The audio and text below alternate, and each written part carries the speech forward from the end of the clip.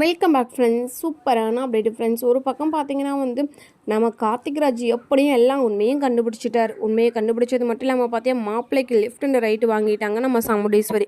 அப்படி தான் சாமுண்டீஸ்வரி முடிவெடுத்தாலும் கார்த்திகேயவா கல்யாணம் அப்படியே உட்கார வைக்க போகிறாங்க, கிடையவே கிடையாதுன்னு சொல்லலாம். ஆனால் இந்த தருணத்தில் பார்த்தீங்கன்னா ரேவதிக்கு அப்படியே ஸ்டக் ஆகி நிற்கிறாங்க. ரேவதி ரொம்பவே ஃபீல் பண்ணுறாங்க. எப்படி நான் இந்த கல்யாணம் எப்படி தான் நிற்கணும்னு நினச்சேன், ஆனால் கண்டிப்பாக நின்றுச்சு. நம்ம மாமா கண்டிப்பாக நிப்பாட்டிட்டாருன்னு சொல்லிட்டு ரொம்பவே சந்தோஷப்படுறாங்க. ஆனால் சாமுண்டீஸ்வரிக்கு ரொம்பவே தலைகுனிவாயிருது. சாமுண்டீஸ்வரி யோசிக்கிறாங்க, இதெல்லாம் இவனோட வேலையாக இருக்குமோ அப்படின்னு சொல்லி யோசிக்கிறாங்க. ஆனால் போலீஸ் சொன்னதுக்கப்புறம் பார்த்தீங்கன்னா சரி ஓகேன்னு சொல்லிட்டு பிரியா எல்லாம் சொன்னதுக்கப்புறம் நம்பிடுறாங்க. மாப்பிள்ளையை அந்த இடத்துல விட்டு கூட்டிகிட்டு போயிடுறாங்க போலீஸ் ஸ்டேஷனுக்கு. அப்புறம் பார்த்தீங்கன்னா நம்ம கார்த்திக் ராஜ் அங்கே நிற்கிற அத்தா நாங்கள் சொன்னால் கேட்கணும் அப்படின்னு சொல்லி சொல்கிறாங்க.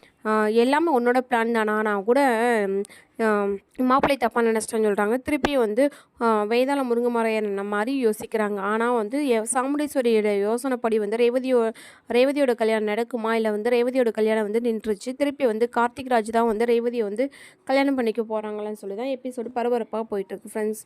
இந்த மாதிரி அப்டேட் உங்களுக்கு பிடிச்ச மாதிரி இருக்காமல் லைக் பண்ண நம்ம சேனலை சப்ஸ்கிரைப் பண்ணிட்டு பாருங்கள்.